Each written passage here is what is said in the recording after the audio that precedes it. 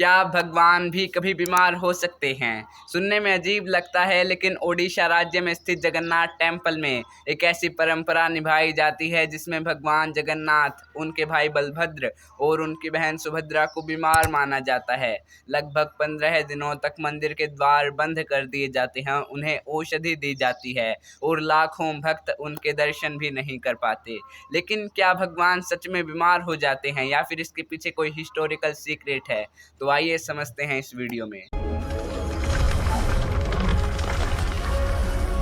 रथ यात्रा से ठीक पहले एक विशेष उत्सव मनाया जाता है जिसे स्नान पूर्णिमा कहा जाता है। इसमें भगवान जगन्नाथ, बलभद्र और उनकी बहन सुभद्रा को मंदिर से बाहर लाकर 108 कलशों के साथ एक दिव्य स्नान करवाया जाता है। जैसे इंसान बहुत देर तक भीगने के बाद अस्वस्थ हो जाता है, उसी प्रकार भगवान भी ज्वर यानी कि बीमार हो जाते हैं और ऐसी मान्यता है कि इस बीमारी के बाद उन्हें 15 दिन का विश्राम दिया जाता है। अगर हम बात करें इसकी धार्मिक मान्यताओं की, तो ऐसा माना जाता है कि भगवान जगन्नाथ अपने भक्तों के साथ मानव जैसी लीला करते हैं। जिसकी इंसान बीमार होता है, वैसे ही भगवान भी बीमार होते हैं। तो अब बात करते हैं इसके इतिहास के बारे में। तो इस मंदिर का आखिर इतिहास क्या है? इस मंदिर की स्थापना 12वीं शताब्दी के एक राजा अनंत वर्मन चोदोगना देवा के शासनकाल में हुई थी। 15 दिन के बाद भगवान को बिल्कुल स्वस्थ मान लिया जाता है और ऐसा माना जाता है कि 15 दिन के विश्राम के बाद भगवान का एक नव यौवन रूप दर्शन होता है। आप जानते हैं कि जगन्नाथ संस्कृति की एक बहुत ही खास बात है।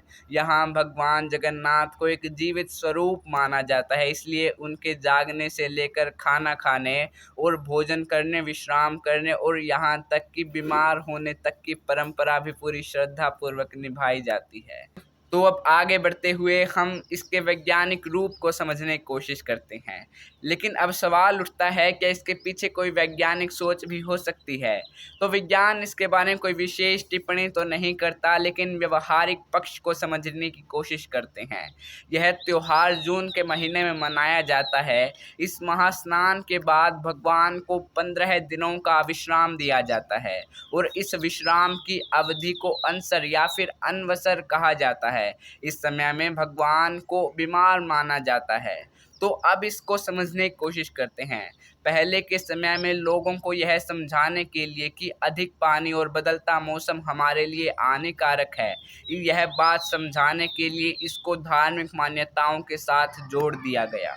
और इसका दूसरा मुख्य पहलू यह भी हो सकता है कि यह इनकी मूर्तियाँ काठ की बनी हुई यानी कि लकड़ी की बनी हुई होती है और इस विशेष स्नान के बाद उनको एक रिन्यूवेशन की आवश्यकता होती है। तो यह 15 दिन की अवधि इनके रिन्यूवेशन में भी हेल्प करती है। इसके दौरान इन मूर्तियों के रंगारोहण और नवीनीकरण के कार्य को किया जाता है। तो यह तो थी इसके विज्ञान की बात। अब बात करते हैं कि आखिर इन 15 दिनों में होता क्या है। तो 15 दिनों में भगवान को बीमार माना जाता है और उन्हें विशेष जड़ी बूटियों से बने हुए पदार्थ का भोग दिया जाता है। उनकी सेवा बिल्कुल उसी प्रकार की जाती है जैसे किसी बीमार व्यक्ति की सेवा की जाती है।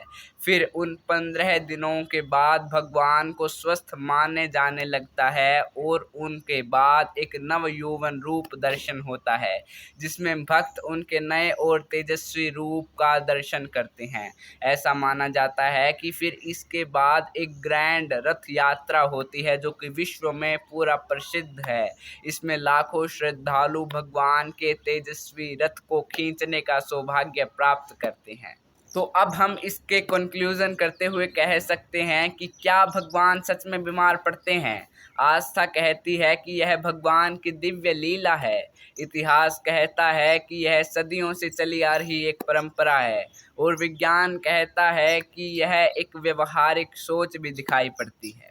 तो यही भारतीय परंपरा की खास बात है, जहाँ पर आस्था, इतिहास और विज्ञान एक साथ मिलते हैं। तो आप इस वीडियो को लाइक करें, चैनल को सब्सक्राइब करें और कमेंट में अवश्य बताएं कि आप इस पहले राज को जानते थे। क्या आप इस त्यौहार के बारे में जानते थे जहां भगवान जगन्नाथ को बीमार माना जाता है? तो अगर नहीं जानते थे तो हमारे कमेंट में ज़रूर बताएं। धन्यवाद। कृण्वन्तो विष्णु आर्यम और जय जगन्नाथ।